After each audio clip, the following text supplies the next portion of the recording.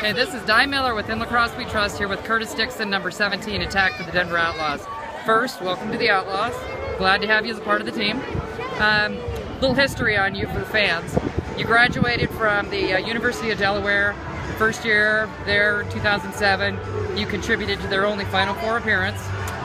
You were all-time goal scored, 3-time All-Conference honoree with 162 goals, 50 assists and 62 appearances. You were named a finalist for the Tewaaraton Award after scoring 62 goals and 15 assists as a senior. What made you such a success? You know what? We had a good team. I got to give credit to my teammates, obviously, as cliche as it sounds. One guy can't do it alone, so I played with some good players there, and just, over the years, Coach Schillinglaw, he's been there for 35 years now, and he obviously knows what he's doing. He's a good mentor of the game, so obviously spent 4 years at Delaware. By the 4th year, you kind of get in the groove, so it was a good 4 years, and I miss it, but it's good to get back up the field now. Okay, so you've played in the MSL, the WLA, the NLL, and now the MLL.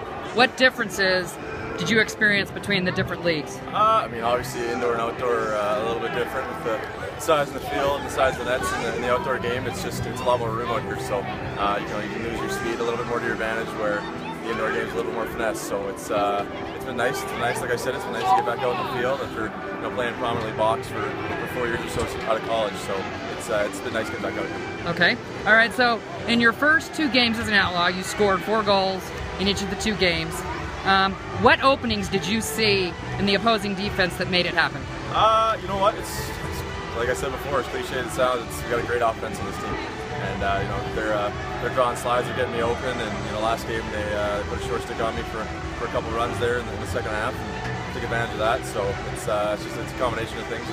Guys getting me open, and I'm just finding the back of the net. Okay. So how did it feel to be named the NLL Rookie of the Year in 2011?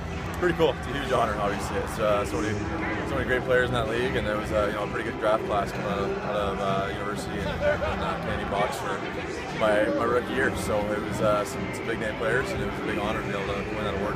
Okay. All right. So you played for the past 3 years, for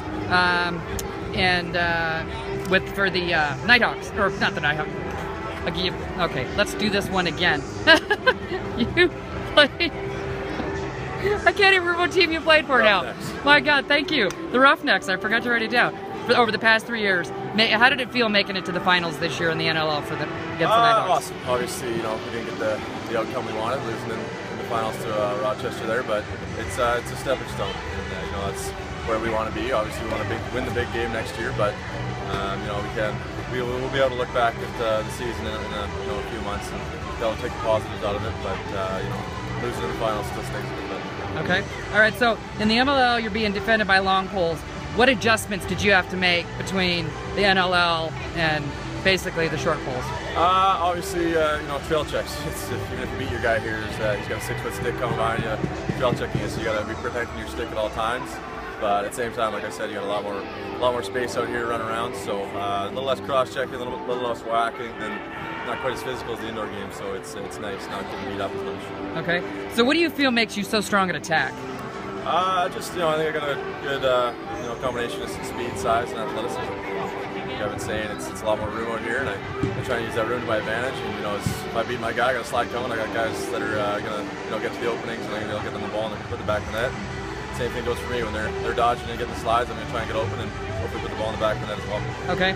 So what do you feel for young athletes that want to play attack? What are the things that they really need to work on to make them a strong attack? You know what? Just stick skills. I don't want to put the American coaches down or anything, but they harp so much on 2 hands. But I think you just gotta worry about. Obviously, you see the Canadians successful with 1 hand. Just a lot of stick skills. You can tight around the crease. If you get those soft hands and putting the ball in the net. So make sure you're good with 1 hand before you start going to 2. But just a lot of wall ball. Stick the ball in your hand. Stick in your hands, year round. I'm playing lacrosse, 10 months out of the year. So just keep a stick in your hands and keep throwing the ball. No chance to get it. Okay. All right. So my final question for you: what differences do you see between playing in the NLL and the MLL, and which one do you think is more difficult? Well, it's tough to say. It's obviously only my 3rd game in the MLL, but you know what? It's all world class. It's professional. It's the best players in the world. So I can't really say there's much of a difference between the 2. You're going against the the best defenders in the world in both leagues. So it's a tough call. I don't think you can really say one's tougher than the other.